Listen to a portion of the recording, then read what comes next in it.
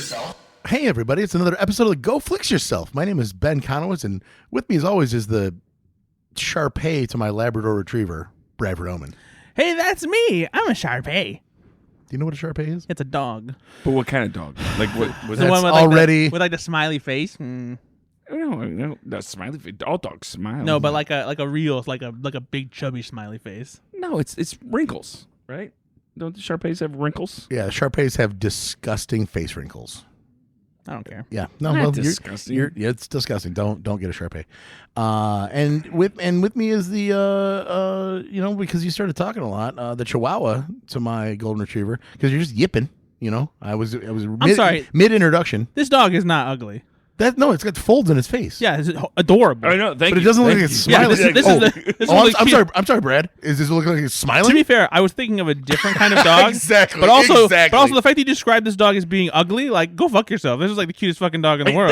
Thank you. Yeah. Thank you. I just knew that you. Why don't didn't you like know dogs? What the fuck you were talking? Congratulations, backfire. About. You know what? Millie's dead. Probably because you didn't love her enough. I did. I had to put Millie down on Tuesday. It sucked. For our listeners, Millie is Ben's Sister. dog. Was my Ben's dog. Killed her on Tuesday. She had the cancer, and we thought we would get till Christmas. We got till a little bit into April, and I'm very happy about that. Still very sad. She was 12. She's a great dog. Great fucking dog. I loved her very much. Been through a lot with her. And the thing that I realized on a not a bit, the thing that I did realize about having a dog is it's not necessarily that I miss my dog so much that I miss like the memories I made with her. And I know that sounds weird, but the idea is she was with me when I first moved into my first house. And then I moved to my second house, and I got my first real serious relationship, and then through that breakup, and I met the woman I'm going to spend the rest of my life with, and her kids, and watch the love of those kids love on my dog, and just watch that transfer of emotion. Like it's serious, man. It really impacted me more. This is really funny content. I do think dogs represent eras of our life, and when we grieve them, we grieve eras that are gone by. Yeah, I miss her every day, and we've got photos of her, and it still makes me sad because it's only been about a week. But I will tell you a real quick funny story though. My father and mother rest in peace, Tim. Also died. They've been watching her for the last year while we were kind of just transitioning, and now we're in the house. We got the dogs back. So my dad went with me to put Millie down, and we're in the All Creature Features is the LaPorte, Indiana, vet that we take him to, and they do this great thing where there's a blanket on the floor and all this other stuff, but they give a snack cart now, where there's chocolate for the dog and bacon bits and like all these waters and tissues for the humans, whatever. And so I'm like, yes, you can finally have as much fucking chocolate as you want, dog. So I start unwrapping the chocolate, and my dad is standing, and I'm kneeling and about to give Millie all this chocolate. He goes, "Hey, no, I mean, she shouldn't have the chocolate." He forgets like why we're there, I guess, and then he catches himself. Like, "Oh, nope, she can definitely have the chocolate." And then we laugh, cried about that on the way home. Like it's just I'll remember that. Did your dad get emotional? Oh, he's taking it worse than me. Okay. Absolutely. I've run into 4 friends, and they're like, "We're so sorry to hear about Millie." And I'm like, "Yeah, no, thanks. I'm sure you saw, the Facebook. No, I ran into your dad, and he will not stop talking about it." And he cries every time. No, he gets choked up talking about it, though. Like, that dog meant a lot to him. So, R.I.P. Millie, we love you very much. But yeah, not the funniest content for the fucking show. But, I'm hurting, Nate, and I needed some help. I agree. Do you want to go kill Brad's cat? I do. What the fuck? So I still have another dog. I'm 1 for 2 now. I've got Morty. He's gonna be just fine. Sometimes you just want to do things together. Yeah, killing Brad. your cat would be one of those things that we can all do together. Wow, selfish. Selfish. Brad, be honest with me. What a cool podcast we have. Be honest with me though, Brad. I don't know how much you love your cat, but would you cry if your cat died? Would you cry physically? 100%. You'll cry? Yeah. I cried like a bitch. And also, but it's a dog. And also, if you, I mean a female dog. I cried like I was like. I understand crying for a dog, but I don't get crying for a cat. Well, also, if you killed my cat, I'd kill you. I wouldn't hesitate to murder you. Nate couldn't take on Gozer the Gozerian by himself, though. That's true. You love Gozer that much, huh? Yeah, I love Gozer probably more than you. I won't, Nate. I didn't love Millie as much as I love you, and I'll say that Brad's being really rude right now. And I'm sorry for that. Thank you. I'm You're sorry. a human being. I've that's known a dog. Gozer longer than you. Oh my god. Gozer sleeps next to my head. Well, so does Nate. I would if you'd let me. Every time I try, Sorry, you you're tell too me tall. to go home. You're too tall. I try to curl up right by your head. Yeah. Well, sorry that we need an Alaskan king And I bed try for you to purr do a that. little bit. I try to give you a little purring. An Alaskan king.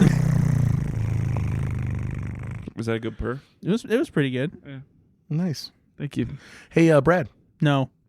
Oh, you didn't bring a sponsor. Brad. Great. Moving on. Just Let's play a kidding. game. Ah, So thought I could get away with it. I brought two sponsors because one of them I wasn't sure if I brought before, but I don't think I did. Oh, fun. So it's going to be a special double sponsor episode. We're gonna, Double sponsor. Thank you, Nate. Good stuff. I love it. You wanted to make fun of that so bad. No, I'm. You did. I looked in your fucking eyes. You looked at me like I'm gonna make fun of this, and then you decided not to because you still want him on your side. What I was thinking is You whether or son not of I a wanted bitch. to add on to it. Yeah, but I thought you were yeah. doing like a collaborative But then thing. you Like, couldn't is there come up with something anything? else to go with? And you Yeah. didn't, but that's No, fine. I let- you don't I let- always have to. Exactly. I let Nate do it. You don't on always his have own. to yes and. Sometimes you just don't. Yeah, sometimes you just let someone else take the Sometimes spotlight, Ben. you're just bad at improv. Okay, that's fine. Like you.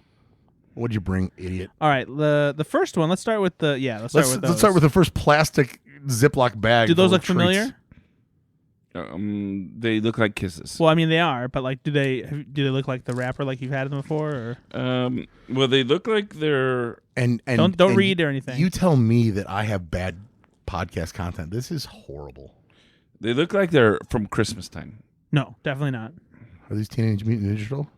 No, Are absolutely they, not. Oh, why are they? They're really. They're legitimately melted. I'm not eating. Like I'm not eating this. I would have to lick it off the fucking thing. Like, Are they I'm not- really? It's, Yes, they're they are insanely melted. done, dude. Oh, I wonder. I'm not doing it. that. It might have been because they were in the car. Cool. But it's been 36 degrees today, so Yeah, exactly. So why? They were in your pocket, weren't they? no, they really weren't. We don't Yeah, have- these are pocket Check chocolates. the other ones. Actually, I'm willing to bet it's because you had them next to your computer, you dumb fuck. Whoa. My computer is not hot at all. It's room temperature. Room temperature computer, my ass. It is. Feel it, motherfucker. Oh, It's a new computer. feel it, There is. motherfucker. There you go. That's one. You Yeah, see, there you go. I told you they were too close to the computer. That's not at all what it Numb is. nuts. Are you not doing one? There's only one. That's not true. That's not true. That's the only one that's not It's melted. not even true. Not even remotely true. Oh, this one's. Oh, gosh darn it! It's You know, the- it's gonna melt in your mouth anyway. It's just fucking chocolate, Yeah. Grandma. What the fuck's wrong with you? Well, you have because a maybe warm. sponsors shouldn't. You have a warm chocolate chip cookie. You just Listen. start spitting the chocolate chips out. You stupid Oh piece no, of these shit. are butterscotch. We've had these. They're not butterscotch. Actually. I would not. They look like this, they have a similar look to those, but they are not the butterscotch ones. Are they the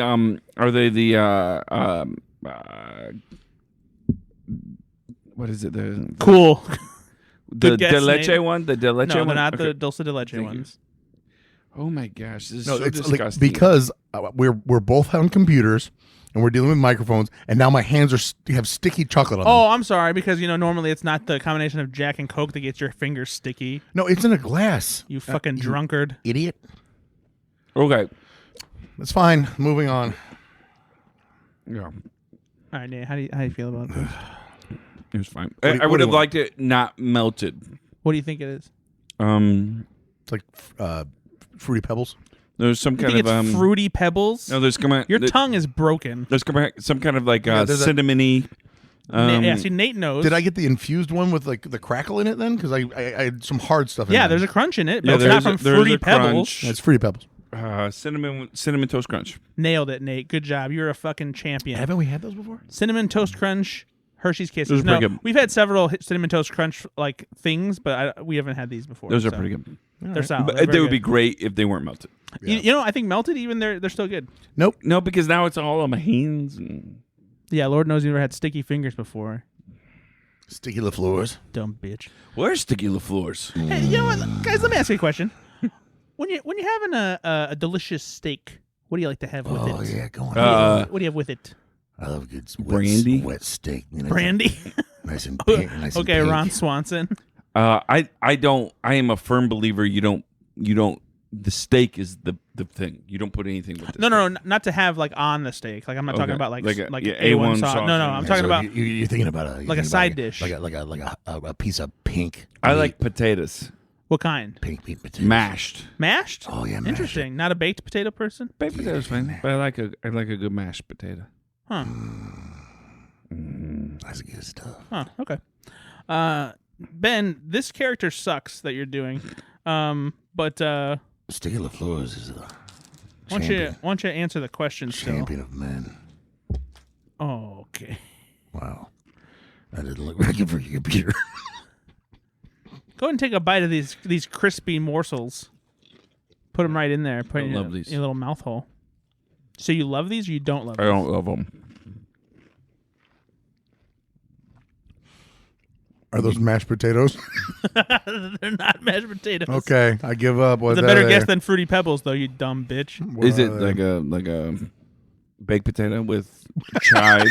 It's close. I said mashed potatoes, and I got called a dumb fuck. He goes, "Wait, is it a baked potato? Close." With chives, I It's said. it's both potatoes, and I get called a dumb bitch, and he's like, pretty good. What is wrong with you? I love Nate. Mm-hmm. Not that much Gozer, but You know, this tastes like cotton candy. It tastes like cold cotton candy. Oh, one of you's a dumb bitch. now he's getting it. Nate, Fucking hate It's you. a fun game. It's What the fuck? it's loaded potato skins. I said mashed potatoes. Go fuck yourself. Well, to be That fair, is insane. None of the ingredients in loaded potato skins are in mashed potatoes except for the potato itself. So I feel like loaded potato skins was something like TGI Fridays had or something like that. yeah, for sure. Does TGI Fridays still exist or No, they're gone. Sadly, Yeah. they had the best apps though. Yeah, Love some appetizers. So this is the flavor is basically like it's cheddar and sour cream, but with like a hint of bacon. Yeah, So- I get that. Yeah, they're solid. I love cheddar and sour cream chips. So. Oh no, I don't like sour No? cream. No, cheddar. You don't like sour cream and onion? Nope. Interesting. Nope. Well, good job guessing, Nate. You did a great job. You definitely had the best. I won guesses. this game. You won both. You won both of the sponsor games. I'm just happy to be here with you guys. Is it potatoes? Go fuck yourself. Is it potatoes? Oh, so close. You got your. Hey, do you live on Smile Avenue? Fuck you. You live on Smile Ave? Yeah. Pretty close. You got your game, dummy. I do have a game. Okay, Yeah. what's the song? Yeah, play the song. I'm honestly so mad right now that I can't even. I'll do a song. Fucking games for Brad because he's a fucking piece of shit, and I fucking hate his face, and I want to punch it with my fist. It had a little bit of a medley to it. There I you guess. go. There's your fucking song. It was like it seemed like a little angry You though. piece yeah. of human. You've been listening to a shit. lot of Limp Bizkit. Yeah, I'll break stuff. He's angry. I'm so mad at you right now. Because here's why. No. Ben's mad when he has to explain. No. Here's why. Shut up. Here's why. Because it wasn't like he was doing a bit when he did it, and that's what I fucking hate. He was being truthful. He's like, "No, you fucking moron. How could you ever?" And he's like, "Nate, good guess. It was organic. It was legitimate. You weren't doing a bit." And I fucking hate that because like you were just literally it's the same fucking thing. But look at my face. I'm so much more affable. Well, like, not I'm just like a, it's not just you stay out of this. I'm like affable. It's not just that though, but like It's not just that. if it's a It is special that, though. if it's a special flavor of chips, it's not just going to be mashed potatoes because mashed potatoes is about texture. It's not about flavor. Maybe if you said garlic mashed potatoes, that might have been like made more sense. But like Nate actually went for something that actually made more sense because he described a specific flavor of potato. No. with here's chives, no. and I was partially No, right. Exactly. No, here's why. Because the word baked potato with chives, sour cream, and bacon, right, could have come out of his mouth. You had it at, he goes, it's baked, and you started shaking your fucking dumb face, yeah. He goes, it's baked, and you go, oh, potato, oh! And he could have stopped there, and you would be like, spot on!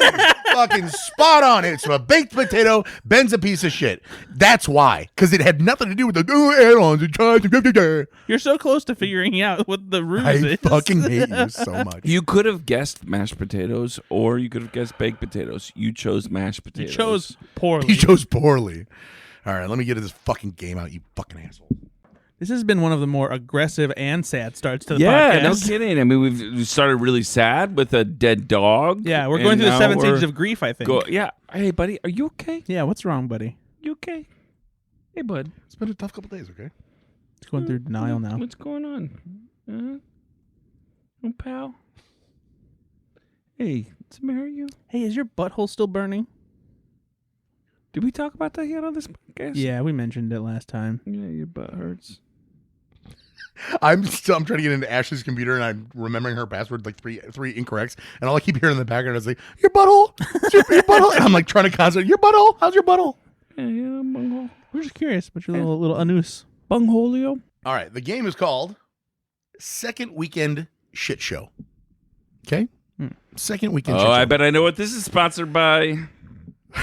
Sponsored by Not Ones, because my asshole is on fire. Weekend at Bernie's 2. What's Still burning it. I was gonna say, what's the after there? What's the post colon? Is this inspired by Snow White? Yes. Okay. So Snow White had a significant dip its second weekend. I have a list of the most significant box office drop-offs from the first weekend to the second weekend of all time. Oh, yeah. The parameters are these movies. I did this first, and I started looking it up, and it was like movies that made 200,000 and then made $50 the next weekend. So like independent films and shit.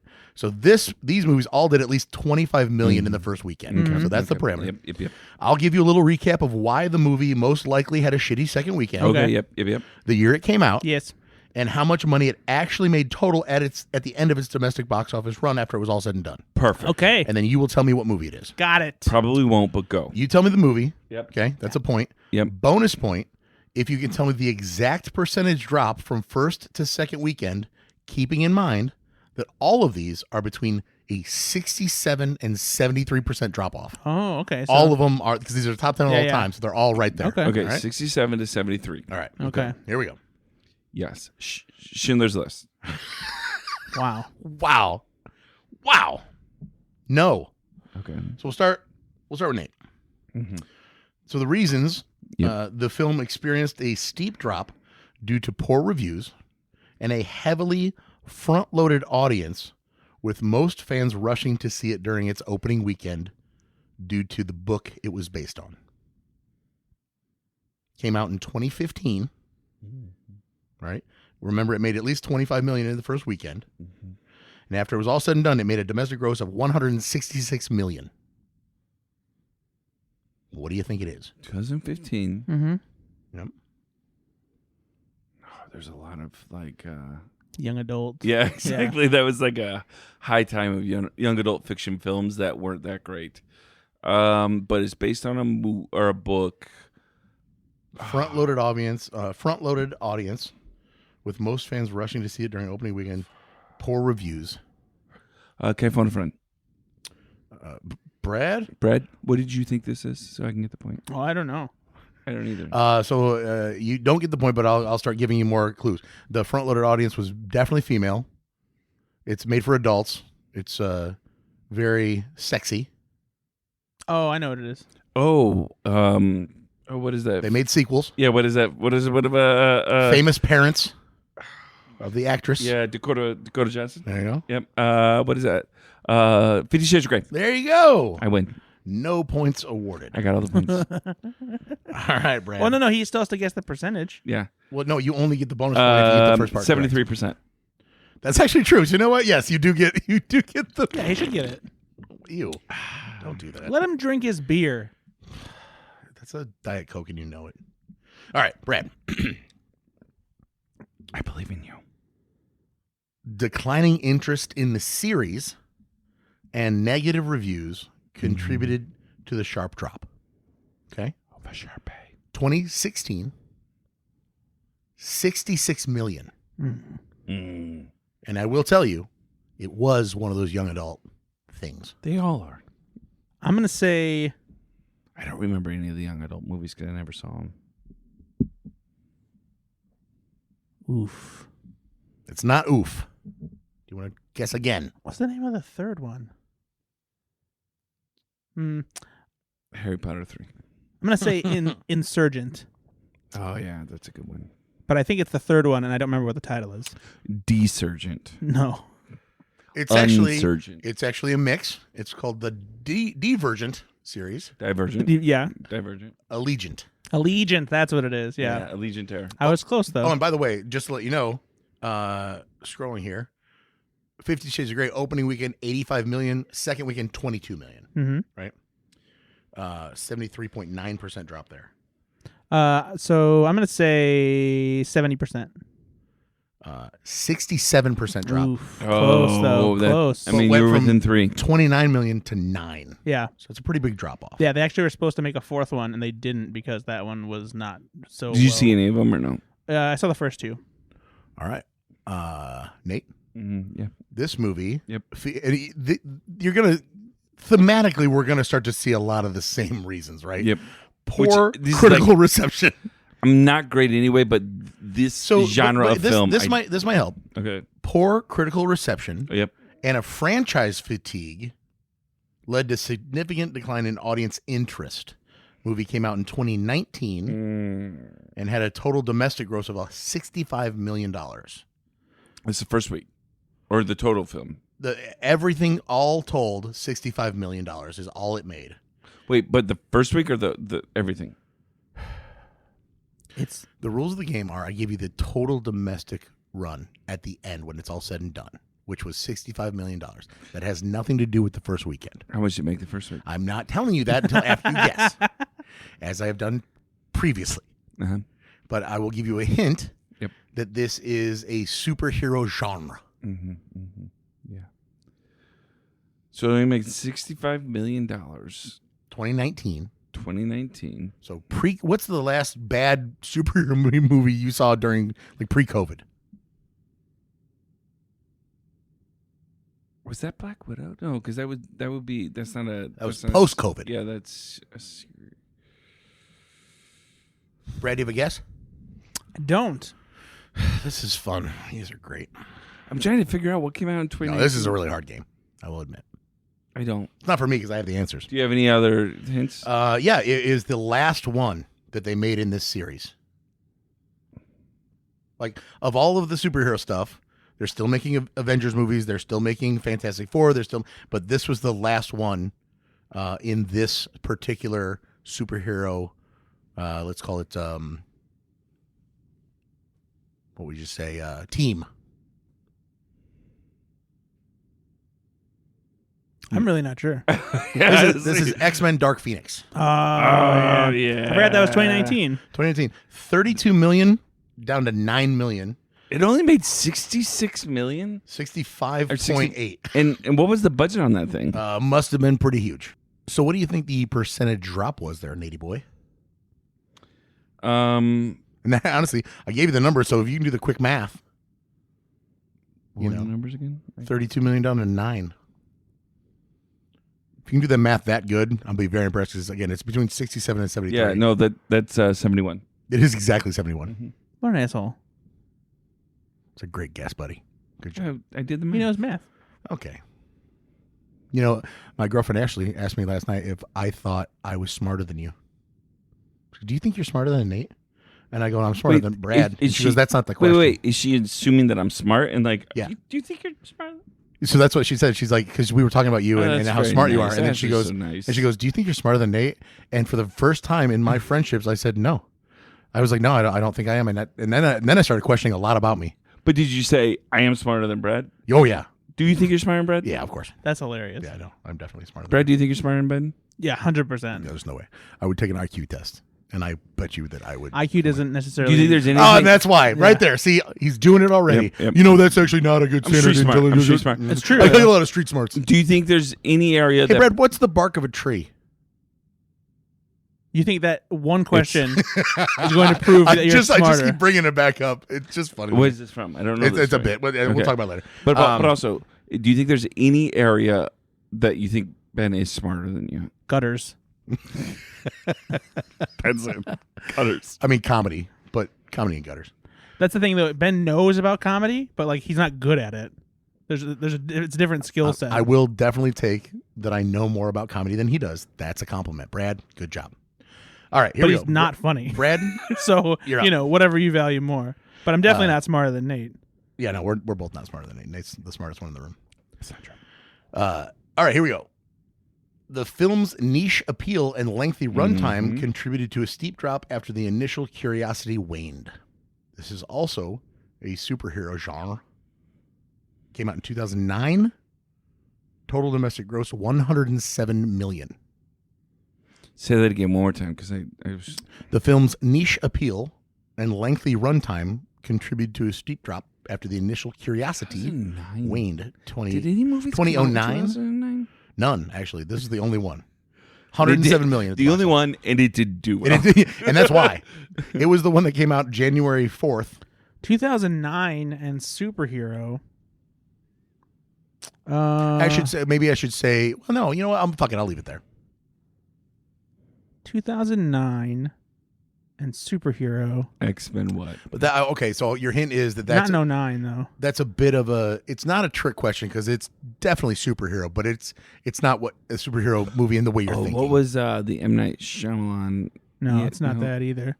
More graphic novel. Like 300 it's level? it's Watchmen. It is Watchmen. Yeah. 55 million down to 17 with a George what Miller? percentage drop there, Brad? No, it's Alan Moore. What? 55 million down to 17. What's that quick math, Brad? And go. 68. 67. Close though. Point It was only one out. 67.8. Hey, I'm So, proud of you might round up, and that's accurate. you. We won't. Nate, the film's deviation from traditional superhero action and mixed reviews led to a sharp decline in its second weekend. Okay. 2003, Okay. Oh, geez. 132 million. Mm-hmm. Hulk. It's the Hulk, so no point. But I will give you the chance for the bonus point. Percentage drop. Was it really the Hulk? Yeah. It was the Hulk, yeah. Good job. But not Hulk. So listen, if you answered who is the Hulk, it would be like, no, what is the Hulk? Because it's a movie. All right. The percentage drop was 67%. 69.7. Nice. All right. This is boring, so we'll do one more. Let me pick one here. All right, Brad, you ready? For all the marbles. Sure. You know, Like he's on his phone. I spent time doing this. You're the one who just said it was boring. your words. Also, I'd like to point out that the poster for Hulk just says Hulk. It doesn't say the Hulk. Hey, thank you. Thank you so much. The movie is the Hulk, though. I'm pretty sure it's just called Hulk, honestly. It's the Hulk. No. I'm pretty sure it's just called Hulk. It? Shit. Did I fuck that up? Is it? Let me fuck that up, see. I'm Let me gonna- look it up real I'm quick. gonna 2003, Hulk. Shit. Starring the great Eric Bana. Shit. And Jennifer Connelly, really who thought doesn't age. I really thought it She's was the just Hulk. a delight. Yeah, even IMDb says Hulk. You know who is also in Hulk? Sam Elliott. It's true. No, don't trust. Plays Thunderbolt You know Ross. what? Here's what you can't do. Thunderbolt Ross. You can't trust the Google AI thing that pops up. Then Yeah, you should have learned that a while back. This just goes to show you, Ben, again, not as smart as Brad. Calm down. Most of the information we're getting from Ben these days is AI, so. Hey Nate, ask me the question about Brad. That you asked Brad about me. Do you think there's any area that Brad is Oh, smarter duh, than you? being a fucking guy who drinks fucking warm milk on a hot day, he's pretty good at that. He didn't even answer the question.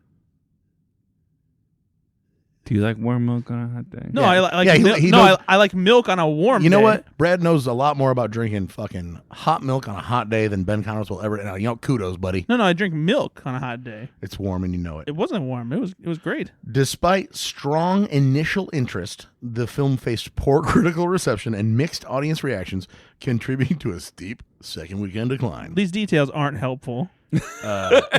That one is the most generic, honestly. Despite strong initial, no shit, right? But what I would say is, despite strong initial interest from a very specific fanboy group, the film faced poor critical reception that audience members of that group fucking disagreed with, contributing to a steep second weekend decline. That should help. 2016, it made $330 million. Batman v Superman: Dawn of Justice. It is, and I just spoon-fed it to you because I love you. Yeah, because I definitely wouldn't have known that otherwise. Well, not based on the first part. Anyway, what percentage drop, buddy? 71. 69%. Close though. He was within a couple points. Yeah, You know what? You were. And that's all that really matters. it does. All right, that's the game that I brought. Awesome. Hey, thanks so much. Jesus Christ. That's maybe the most insincere that Nate has ever sounded on the podcast. Just so much pity. Nate just attended a seminar that he didn't want to be at, and the speaker walked up and was like, "How was it?" He's like, "Yeah, great, thanks so much." And then he turned around and walked away. I'm still spicy over you guys telling me a game a couple weeks ago wasn't any good. In his head, he's going, "I just wasted 4 hours of my fucking life.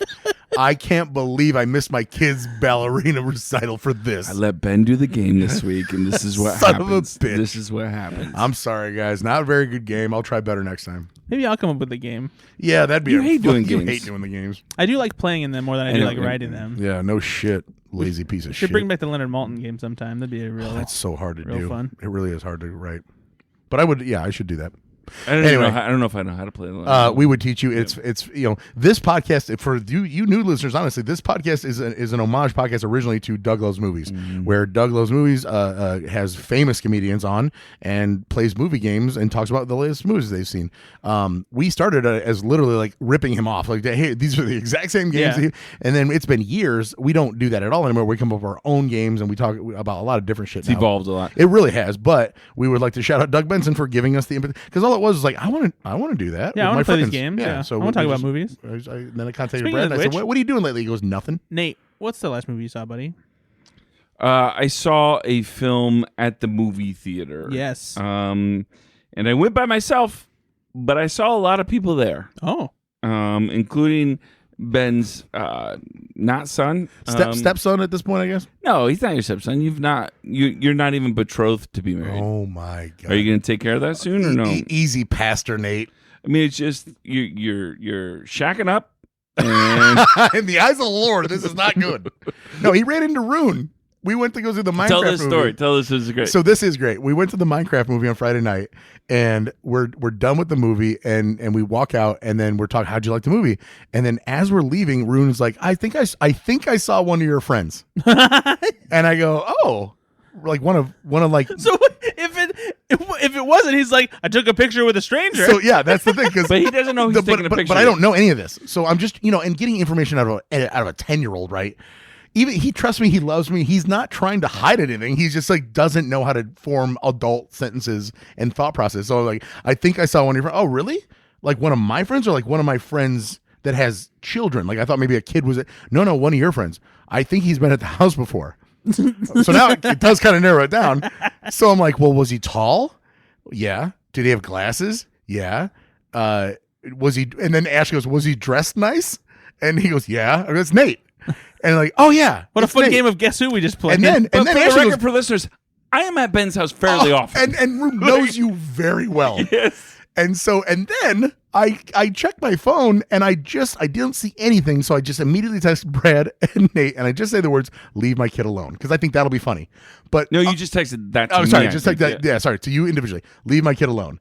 And then I check my other text messages, and there's a photo of you and Rune that you had sent me, like, look who I ran into. And I was like, son of a bitch. Like, Rune, you took a picture with Nate? Oh, yeah, I guess we did.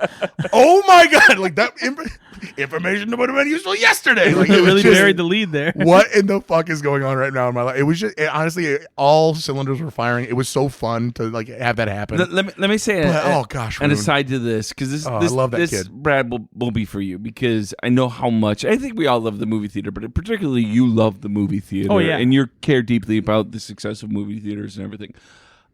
It was a night, Friday night, I think, right? Friday night. And so It's Friday night. And I go to the movie. I I have nothing to do. I go to the movie by myself, and I'll talk about the movie I went to go see in a second. But I went there, and Minecraft movie was opening, and it was freaking packed. I went out to use the restroom, and I was like, is this the year 2000? The line was 50 people long. I loved it. Yeah. The energy. Yep. It was incredible, and people were with their friends. There was a bunch of teenagers. I mean, I know they're annoying, but teenagers. I also know that like we shit on the local AMC Michigan City because there's a lot of bad things and so this is not the time for that.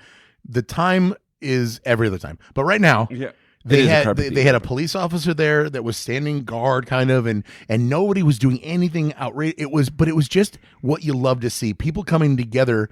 And it doesn't, regardless of the Minecraft movie could have a 0% on Rotten Tomatoes. That's not what this is about. This is about something actually bringing people back to the theater and a group It of just people. was a great feeling to see so many people. at the You theater. love to see, and I want to like. How do we create more experiences like that where people are remembering? Oh my God, it's so much fun to go watch a movie with people, right? You Agreed. definitely want that. So I mean, some of it is the studios just need to stop relying on so much nostalgic IP and put out stuff that like is appealing to like the newer, younger audiences, like Minecraft. Yeah, it definitely was. It was my son Finn, who's 15 years old. All of his friends. So there was a big group of high schoolers that it was just fun for them. They like Minecraft, but it's also just kind of kitschy for them, and they wanted to go and be there. And there was like 50 of them there, right? Just a ton. But also even in my theater, I went to go see Death of a Unicorn. And it was pretty full, and it was just fantastic. I loved it. I loved having so many people there. It felt good to be in the theater. So I hope more of that's to come. But I think you're right, Brad. Give us reasons to go. Yeah. I mean, honestly. And even though Ben said we weren't going to show on AMC theaters, they need to make the experience better and worth it. And that's the thing. Like in that moment, I didn't want to, but imagine now you've got 100 people. Let's just say. Fuck it, 500 people that would never normally go to the show or haven't been in years, and they walked in and the bathroom smells like piss, and there's half the urinals are there's closed. a plastic covering over the urinal, and the screen is dingy, and the customer service is lackluster and whatever. Now I will say, I did not experience bad customer service when we were there. You can't do much about the infrastructure though; it was pretty bad. I don't love that. Right? They've not improved the chairs in 25 years. You're not really, and it's cart horse, right? If you come back to the theater, we can afford to improve it. If you don't come back to the theater, but also they literally had millions when pre-COVID and they did nothing. They just kind of they wrote it out. I don't know. I feel like they need to just invest into all of their theaters, make them nicer. I go to some of the AMCs and it's worth going to. Our local one is not. It is not ran well. It's not managed well. You can't expect people to come if it's not done well. I remember hearing rumors that they were going to start remodeling all of the AMCs I heard that as to well. have I was very recliner excited. seats and everything. I think we actually shared that in our text thread. Yeah, and ours hasn't done that yet. But like the one that I frequently go to for press screenings in Chicago, the AMC River East, they did renovate all of their theaters, and they all have heated recliners and stuff now. It's very nice. A lot of theaters have that kind of seating. The Imagine Theater in Portage, which used to be a Goodrich Theater, has theaters like that. It's very comfortable, very nice. And yeah, if they just improved the overall quality, you might get people going back. And the reality is, if I go with my two boys and we're gonna go get tickets, we get food, we get all this, and we're spending $80 to $100 you to gotta go, make it worth the price. Like it's just not worth it. And so, because that is I guess to put a cap on that. If I go out and spend $80 to $100 at a restaurant, right? I definitely don't want it to be, there's a red plastic thing that I got my hot dog in, and I got to get the condiments myself. They're spilled everywhere. But that's the experience you get. And yes, you are watching content, but by and large, I don't give a shit about the content if the other experience isn't worth my money. Like that doesn't matter anymore. It drags it so far down. You're like, this is a waste of my money, especially when I can't get a wonderfully prepared steak at home. I can absolutely watch a movie at home. All right, so I went to go see Death of a Unicorn. I wasn't sure what I was going to see, but this was the one I wanted. I love Paul Rudd, and I like horror comedies. I really do. You guys know I don't love horror films, but I do love films that lean heavily into comedy that also use horror. And so this one seemed like an interesting premise. I think we talked about this trailer on the show. We did. I don't remember or not, but I think we did. And this, if you don't know much about Death of a Unicorn, it stars Paul Rudd, Jenna Ortega, Will Poulter, who is just fantastic, undersold for how good he is and all the things he does. I love Will Poulter, Téa Leoni, and Richard E. Grant. And so this is about essentially unicorns. Paul Rudd and his daughter, played by Jenna Ortega, go out to this reserve where Richard E. Grant is married to Téa Leoni, and their son is Will Poulter. And they go out there, and on the way out, Paul Rudd, who is very stressed, hits this unicorn. And A with his car. legitimate, real unicorn. Yep. Okay. and then there's just hijinks after that, right? And so they make it out there. I didn't love this film, and I really, really wanted to because I do love this genre, and it had the bones of being a really fun film. Paul Rudd is great. Jenna Ortega is great. All the actors are great. It just didn't know what it wanted to be because I feel like with these types of films, you either have to be a horror film that has a little bit of comedy in it, or you have to be a comedy film that really just sprinkles in the horror, right? This didn't know which one it wanted to be. It wasn't funny enough to be a comedy, and it wasn't scary enough to be a horror, right? And so it just didn't do it well. And I really wanted it to. I really liked the mythology of the unicorns. It has a fun story. Everything was there. It just didn't bring it together. Did you see this yet or no? No, I've heard a lot of mixed things, so I haven't been rushing out to see it immediately. So I don't know if I'll see it before it leaves theaters. It's not one that I would rush out to the theaters to see. Definitely see it when it comes out. It's not a bad film. Yeah. I didn't really hate it or anything. It just felt unsatisfactory when I was at it. It was like one of those things where I don't know what you could do, but there's something to be done to turn this from a 53% on Rotten Tomatoes or whatever it is to a 70. And they didn't quite find it. But again, I appreciate that these films are being made. I love that they're getting released in the theater, and so for that, I wasn't mad to go to it. But okay, that's all I've really seen. That's it. I watched a lot of NCAA basketball. Yeah, me too. And congratulations to the Florida Gators. Mm-hmm. They won the national championship in a weird ending to a basketball game. Brad, what have you seen? Definitely didn't watch any of the fucking basketball tournament, that's for sure. Good for you, sports ball. It's so fun to make fun of things other people like. I'm not making fun of it. I just don't watch it because it's a waste of my fucking time. There we are. But that's the guy. That's the guy we know. But if you want to sit around in your chair and like thump your log while you're watching basketball, a bunch of fucking teenagers who are just throwing a ball around. Yeah, go ahead, enjoy yourself. Cooper Flagg's a great player. He's a great player. I love Cooper Hawk. Yeah, great. Cooper Flagg. Yeah, Rick Flagg's a great basketball player. Yeah, the number one draft pick. Kid's a nightmare on the floor. Try to guard him. Oh, cool. Just try, Brad. Oh, you man. couldn't do it. I'll try to guard him. Hey, Nate, he would come up short just like Cooper Flagg came up a little short on that shot. Yeah, but you saw the play where it's oh no, I didn't get it. Yeah, that's exactly what happened. You did watch it, so you fucker, you watched it. I dropped my nuts. He watched it. Yeah, you watched it. I'm a big March Madness guy. If that's the one sport that I get down on, it's March Madness. Brad, we know that you call it March Sadness, and you do cry every day of March. Oh no, March Sadness is when I jerk off with my tears. Okay, well, moving on. What'd you watch? And I swear to Christ, if it is a laundry list, I'm not doing it. I didn't watch the laundry list actually. It's not this week. Yeah, not this week, but I will soon. It's in my queue. It's a solid indie movie. I think you'll. But no, I thought it was a Pixar's Life of Clothes. I haven't seen a ton, but I went to Chicago and I went to the Auditorium Theater to see La La Land in concert. But that's not a movie though. I mean, it is. Went to the concert. No, it's the thing where they play the movie and the orchestra plays the score live. So it's the first time to see La La Land. Yep. I did the same thing at the theater across the street with Moonlight. Not as good.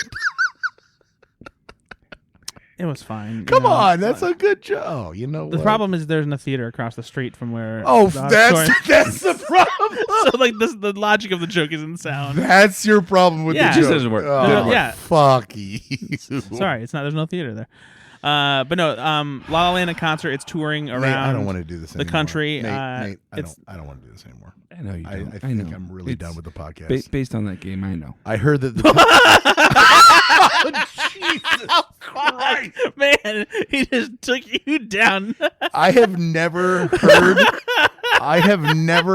the of a shotgun before, but I have the verbal equivalent now. Holy shit. You know what? Sounds good, boys. Bye, everybody. Bye. But no, La La Land is touring, and they have the orchestra play the score live. And so I went to go check it out because La La Land is one of my favorite movies in recent memory.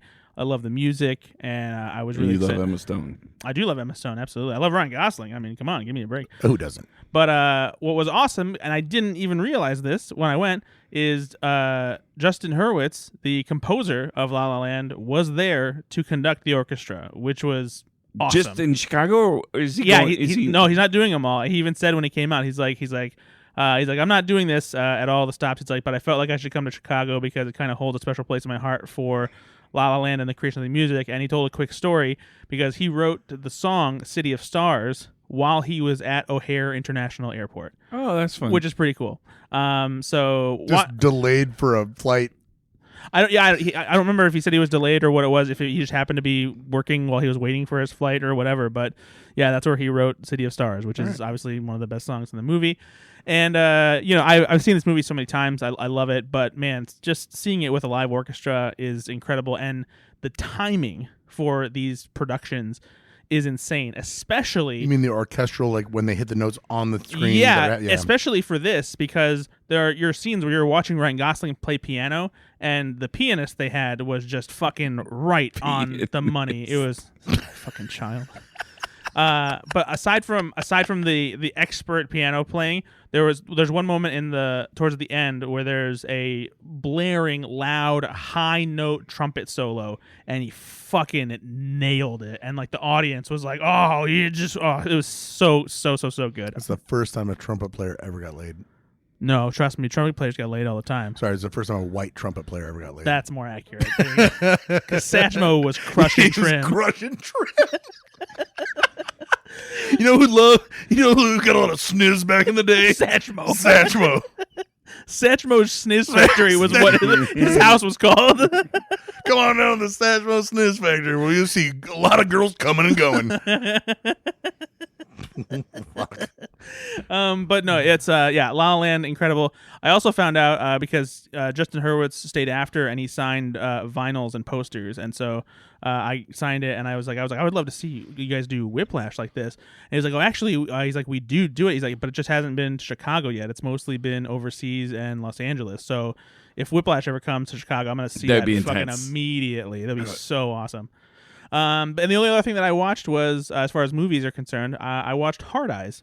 And I was glad you brought up the idea of how difficult it can be to mix horror and comedy and do it well. Because I heard this is not good. No, dude, this movie is awesome. Oh, what? Dead serious. It's got like 13% on Rotten Tomatoes or something. Hard Eyes? 81%. No. You're thinking of Love Hurts. Yeah, sorry, Love Hurts. Yeah. Sorry. Love Hurts is the Ke Huy Quan action. Yes, we were very I'm so excited sorry. about Yeah. We were so excited about it, and it shit the bed. Okay, I'm so sorry. Hard Eyes. What is Hard Eyes? Hard Eyes is the serial killer romantic comedy. The latest with Devon Sawa. Yeah, he's not the star, but whoa. He will always be the star to me and John Cessna. He does have a great supporting role in the movie, but no, it's basically Scream meets a romantic comedy. There's a slasher called the Hard Eyes Killer that comes around on Valentine's Day and kills couples. They're trying to figure out, who it is and everything. And what's great about this movie is how well it seamlessly blends a genuine romantic comedy with a slasher movie. The romantic comedy stuff feels genuine. The writing is sharp. The performances are great. And on top of that, it's also a great slasher, and it has a great dark sense of humor running through it too. It's really funny. The kills are gruesome. It is just a solid movie. Well, is there a film you compare to this to? Probably something like Freaky. The body swap slasher movie. That's probably a good comparison. And honestly, it's pretty close in tone to the Scream movies too, because the Scream movies have a pretty good amount of comedy in them as well. What was the one with Samara Weaving from a couple years ago, the horror comedy? Ready or Not? Yeah, Ready or Not. Yeah. Love that one. Great, yeah. Love that one. That is a horror comedy done really well. Yeah. The Babysitter. I haven't seen The Babysitter, but I've heard from you and other people that it's very so good. good. Very good one. Yep. So I like, in that genre, I like when it's not just like, it's got to be clever too. Yeah, exactly. It can't just be well made and it's kind of rote, but at the same time, there's a few lines that are good. Yep. It's got to have a clever angle, or at least cleverly shot. Yeah, or there's got to be something missing. Is a good example. Not comedy, but Missing was all on screens, right? Well, Searching being the first. Sorry, one, Searching yeah. and then Missing. Yeah, but Searching was all on either text or screens. Where did you both see it? I don't like those films. I mean, honestly, just from the viewpoint of the creativity of how to show a movie. Imagine your constraints are you can't have anybody talking to camera or camera shooting anybody. It's got to all be on screen. Yeah, that's crazy. Yeah, Paranormal Activity did a great job of doing that in the straight up horror genre. This is that Searching is definitely more of a thriller, but I love when they do that. And the movie I'm going to talk about in a little bit does a bit of that too with good camera angles and things like that. But I love it when there's an actually Minecraft. clever. Yeah, Minecraft is great. Chicken Jockey. Before we get to your thing, I do want to mention a TV show that is close to my heart because it is just lovely. It's called Love on the Spectrum, and I'm pretty sure I've talked about it on the podcast before. But it's a reality dating show, essentially, like the easiest way to describe it. It's on Netflix. It started in Australia, but there's a U.S. version as well, and it follows various people who are on the autism spectrum trying to find a romantic partner. And it's always been just delightful and fascinating and lovely to watch people who have been diagnosed with autism and just the varying levels with which like it impacts their lives and how they have difficulty communicating with people or finding people who are like on the same level as they are, whether it's because of the autism spectrum or just general communications from how difficult dating is. And the third season of the U.S. version just came out, and the evolution of some of the people who have been on the show since the first season. So they do bring them back season after season? season? Yeah, it's not always new people. There are some people who have been in every season. There are new people who haven't been in every season. But there's a lot of them have been there since the first season. It's really great to see how they've evolved and how relationships are any develop. of them like couples or anything? Or? Yeah, there are a couple. There's one main couple that has been around for 3 seasons now, and they're so lovely to watch. And then there's some other ones who have like gone on several dates that they watch who haven't really had a lot of luck.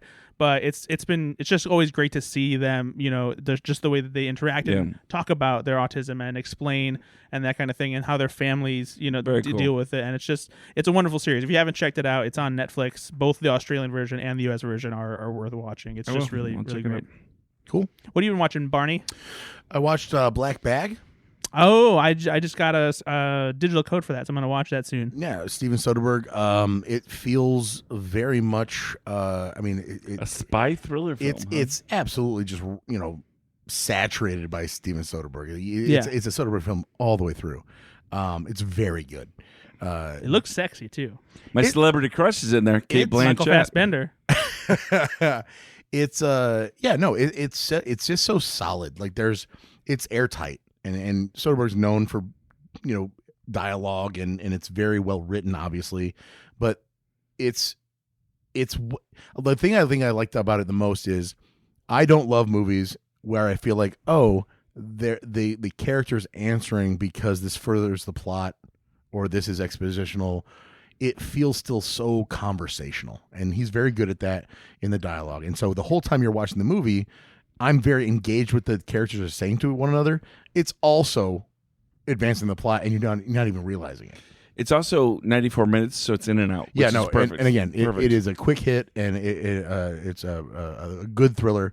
If you like anything like it's almost a heist movie without being a heist movie. Yeah. It's international espionage. It's whatever, but there's so much.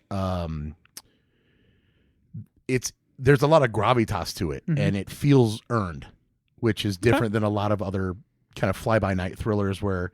I don't know, like my buddy Luke and I, Luke Starkey, friend of the pod, we went to a movie the other night. We saw a trailer I'd never seen before. It's called like Shadow Force. Have you heard of this film? I don't think so. It looks horrible. Who's in it? I don't know. Kerry Washington, Omar Sy. Kerry Washington is in it. Method Man. I think I did see the trailer for this one. There are a couple who are spies, right? It looks bad. Yeah.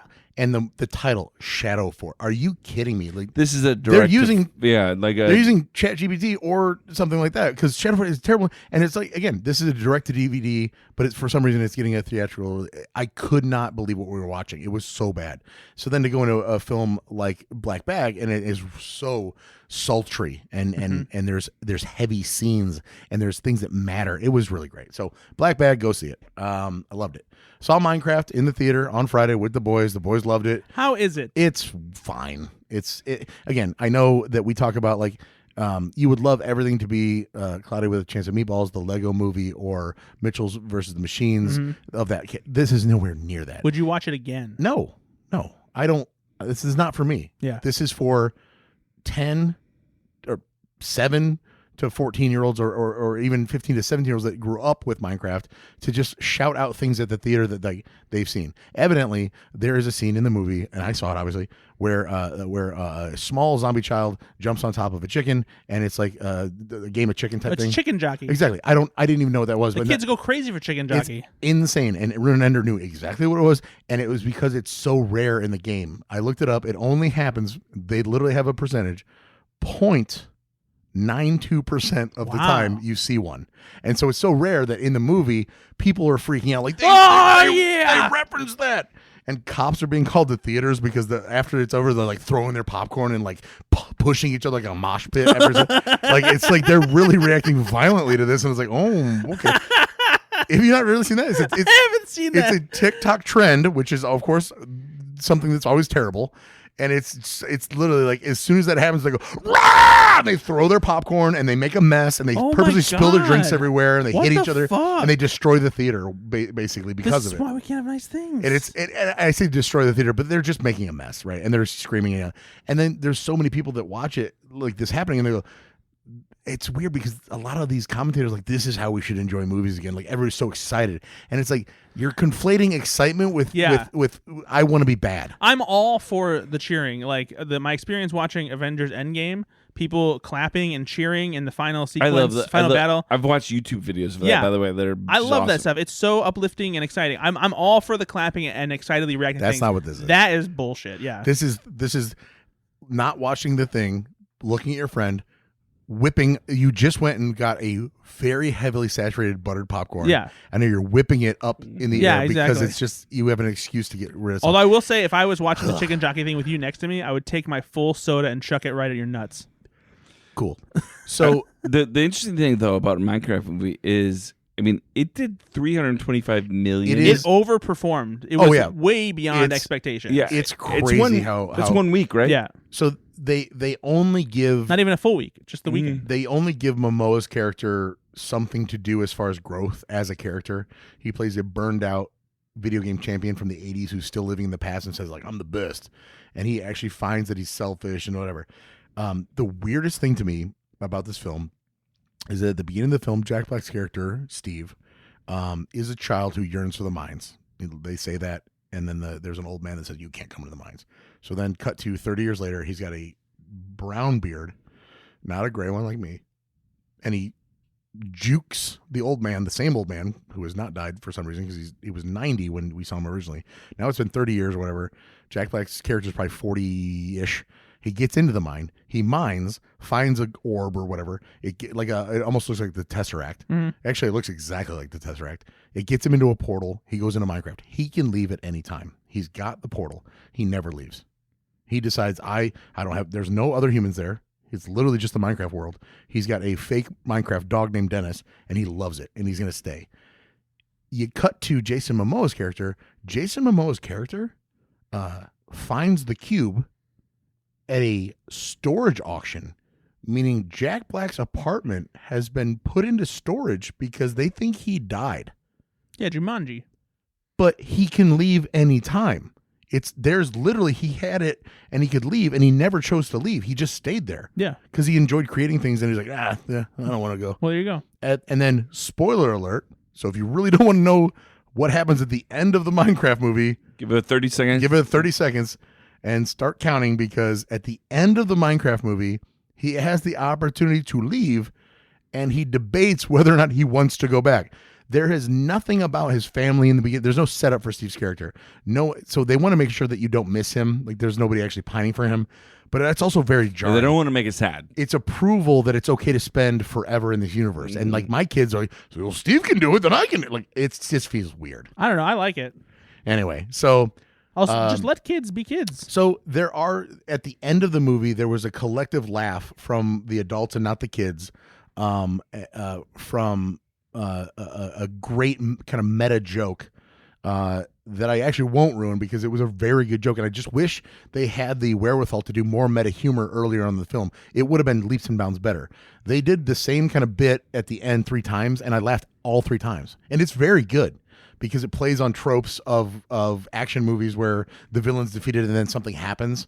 And it's like, that's a really funny bit. Why wouldn't you lean more into that? Yeah. They didn't. It was just so fucking lazy the whole way through, and then finally there was something to watch. I don't know, man. It's just, I like that kids are excited about going to the theater. I don't love that the content is like pretty basic.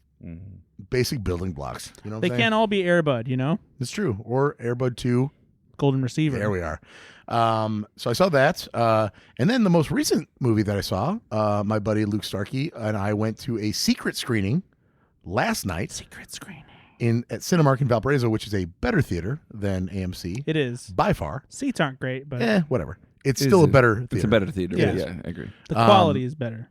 And this is because Luke is part of the cinema club that evidently you go to enough movies, they invite you to these screenings. It's only other people that also are invited, so you don't feel like you're going to run into like, oh, is this going to be ruined? Because again, we talked about this. I don't love that. It's serious movie watchers. People that are really like have the time on a Monday night to go randomly to see a movie they've never even heard of, that they don't know You don't what even it know is. what it's going to be. Exactly. And so we sat down and we watched a movie called The Drop. And this, I never saw a trailer. Is it called The Drop or just called Drop? See, that's the problem. I think it's called Drop now. I think it's called Drop. No, I'm pretty sure I think it's The Drop, honestly. No, because I think The Drop is No, the, it's Drop. yeah. Fuck, are you serious? Yeah, because The Drop is the Tom Hardy I know movie. that. I Yeah. knew that, and that's why I thought that it was different. I thought it was The Drop. Jesus. This is a Christopher Landon film. Wait, is it Hulk? So anyway, Drop is the movie we saw, and I don't know any of the actors in this film. It's a Blumhouse production. It is very much. I believe Brad is the one that told me it's the director of Happy Death Day, and it feels. If you liked Happy Death Day, it's impossible that you wouldn't love this film. I loved this film. Nice. This is a film I would never go to the theater to see. I probably, it's probably got like in the 80s on Rotten Tomatoes, and I probably still wouldn't even rent it at home because it looks on paper kind of like a horror film. And it's like, oh, well, you know, Ashley and I don't really watch horror films or whatever.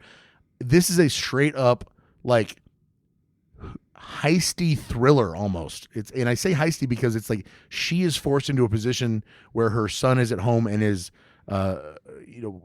she's being blackmailed to do something she doesn't want to do on a first date. That's the whole premise. It's the whole movie. Yeah. In the restaurant the whole time. So the cast of characters that are the bit players are like the waiter and like the bartender, and they do such a good job of fleshing out those characters.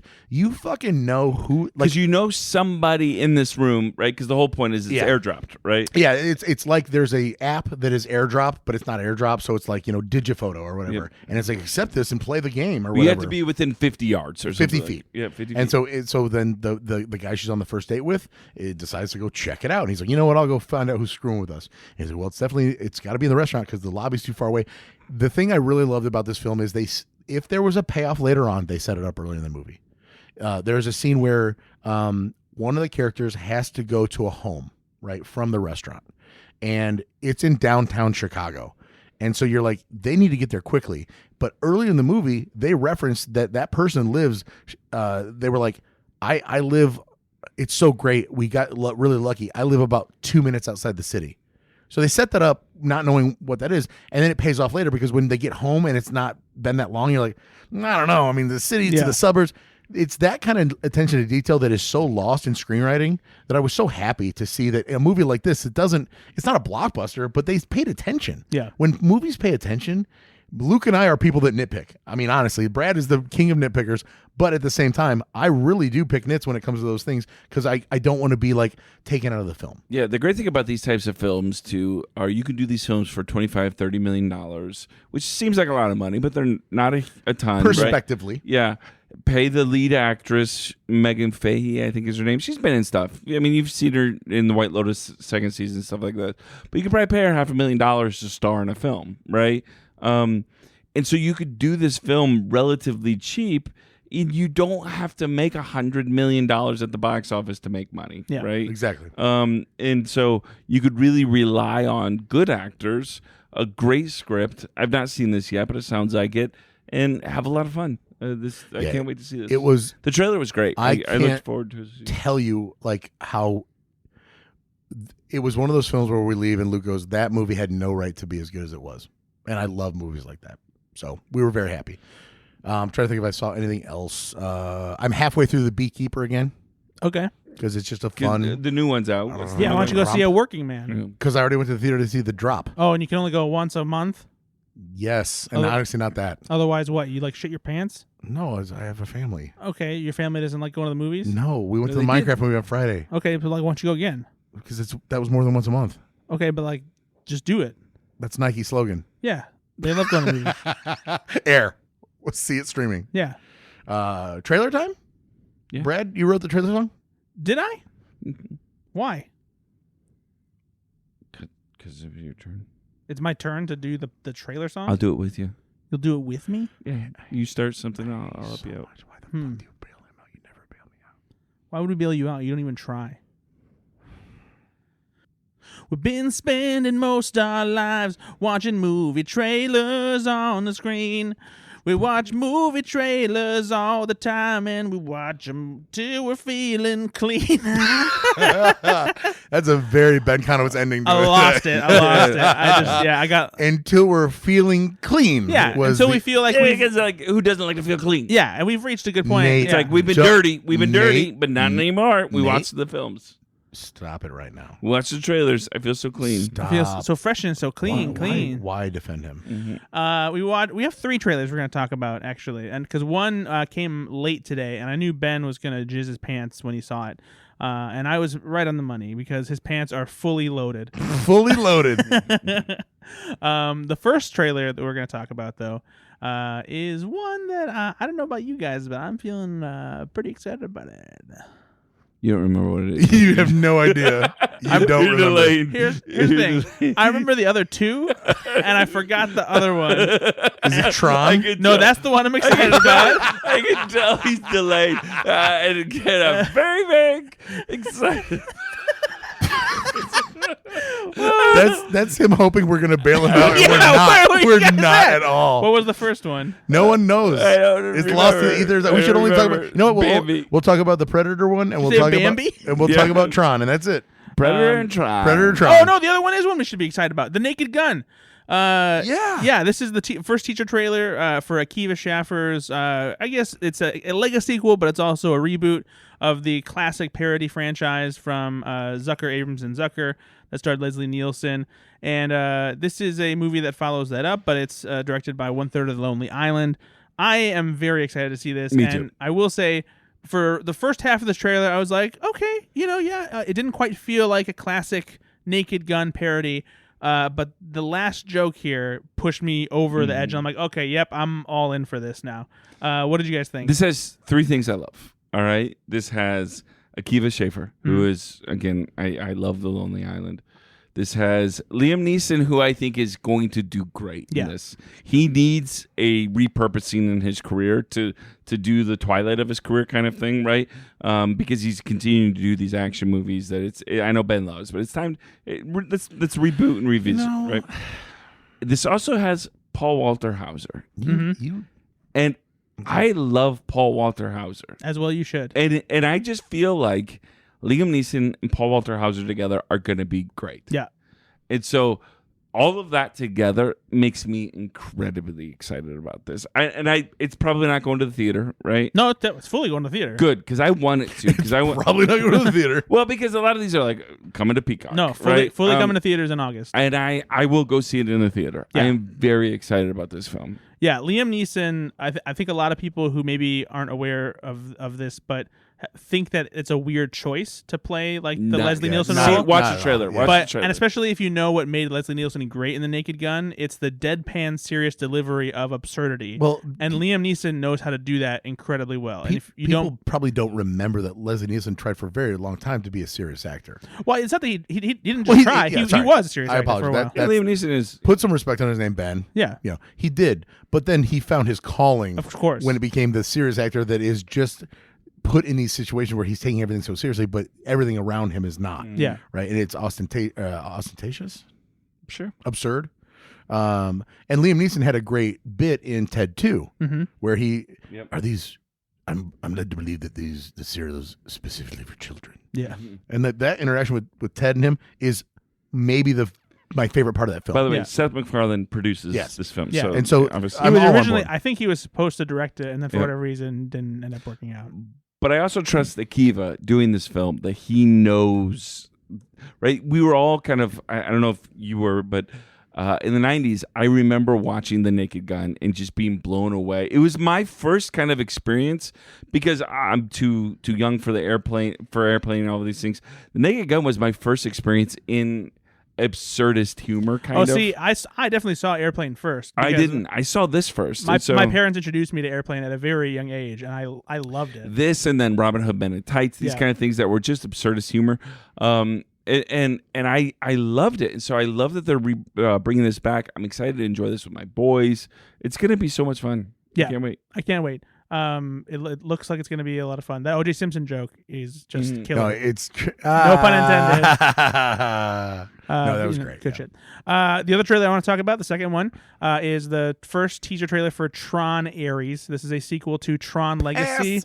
Are you serious? Yes, totally. I just Whoa, fuck you guys. don't care. I don't What? care about Tron. I don't care at all. You don't have to care about Tron. Like, just the fact that Nine Inch Nails, Trent Reznor, and Atticus Ross That's are doing fu- the score is enough to get I you know, but excited. You're such a sycophant for the scores of movies.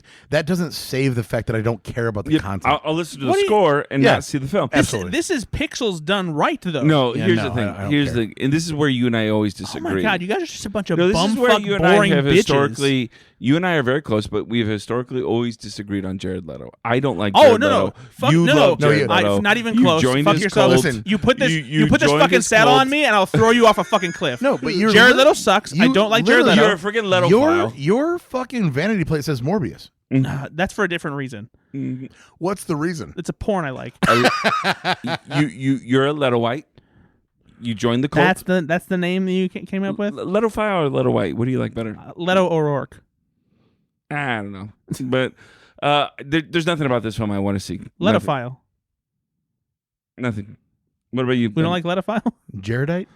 Jaredite. No, I don't care about That Jared sounds Leto. more In legitimate. spite of Jared Leto being in this movie, it Not looks just being in it. it looks- he is the film. it looks cool. Well, he's the villain. He plays Tron. He doesn't play Tron.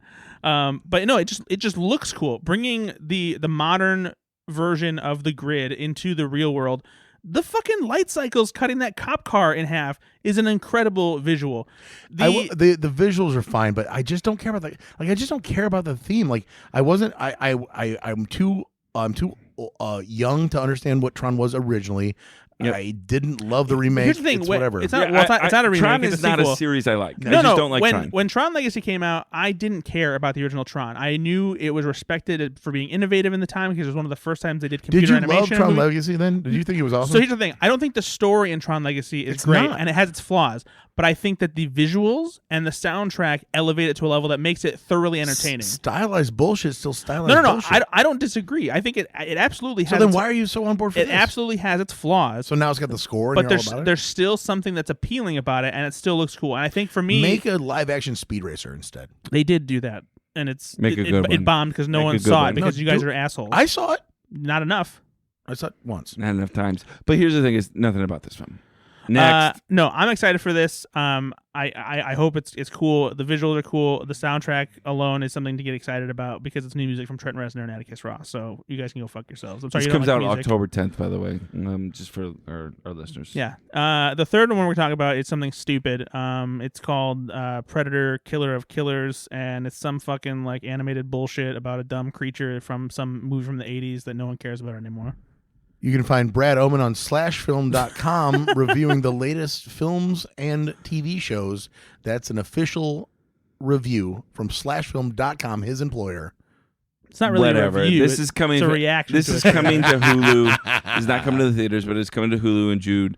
This is an animated anthology movie set in the Predator universe. Directed by Dan Trachtenberg. Yeah, right? and it does appear to show different versions of the, predators encountering different warriors across different eras of time. Yeah. According Pretty to cool this, concept. it follows three of the fiercest warriors in human history: a Viking raider, a ninja in feudal Japan, and a World War II pilot. Yeah, and they all encounter some kind of predator. This and could be fun. the This could animation be style fun. is very cool. It kind of looks like that Arcane series that's on Yep. Netflix. which I haven't watched, but I've heard that is very cool. And I like the animation style. I like the concept because like doing another Predator movie set in a different time period like Prey, I thought was a really good idea. And there was, I mean, you know me, obviously I love Predator, but when Trachtenberg released Prey, and then after that was such a success, everybody jumped on the bandwagon and said like, I just can't believe they don't do this in other genres and other time periods. And so that's what this is ostensibly. Like, and I am here for it. Yeah. Should be very cool. Hopefully we'll get a look at Predator Badlands soon, since that's the more proper Predator sequel that'll be coming to theaters at some point. That's also directed by Dan Trachtenberg. Yeah, now that one. This is like a This nice is little fine. addition. Listen, yeah. I love this so Looks much, fun. but I am definitely looking forward to a live action Yeah. version. It's just that's what. But this will be fun to watch. Gets me going. Yeah, man. and this is a movie that will be on Hulu in June, I think. Yep, Right? June Yeah. 6th. And yeah, I'm pretty excited about it. I think it looks pretty cool. So 2 out of 3 movies we're really excited about. Yeah, I think we're excited about all 3 movies, and that Tron Ares, is one of those movies. Well, I'm a Tron Sagittarius, so I'll pass. Not a Well- bad joke. You guys go fuck yourself. Hey, Ben, thanks for trying to come to the podcast today. Yeah, you almost had a good game. I almost had a good game. I almost had some good opinions. You know, I almost didn't get in trouble for staying up too late. Staying up too late. Yeah, Hey, like, it's You not- gotta go to bed. Ashley and the boys are upstairs, and they're like, "Where are you?" And you gotta go to sleep. You're going night. Make you take a nap. All right. Brad, where can people find you? Oh, you can find me bumming around 7-Elevens looking for new treats. That's actually true. That is true, whether it's snacks or trim. Whoa! I wish I would have let that go. Honestly, Why? there's snacks or trim, just like no laugh. Yeah, 7-Eleven is where you get it. Hot meals, hot treats. There That's we their are. new slogan. Okay. No, I'm on Twitter sometimes, Blue Sky sometimes, /film all the time, baby.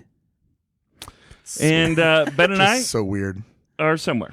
Yeah, it doesn't matter You can find him at Satchmo's Sniz Factory. SatchmoSnizFactory.com. You go there for all the No, latest. we're .net. We're actually .net. Dot yeah, net. .com was taken Yeah. .orgasm is not a thing. yet. No, thanks for joining us as always. In the comments, just make fun of Brad, and I'll love you forever. It's been so much fun to have Nate here, and Brad was here too. Bye, everybody. Bye.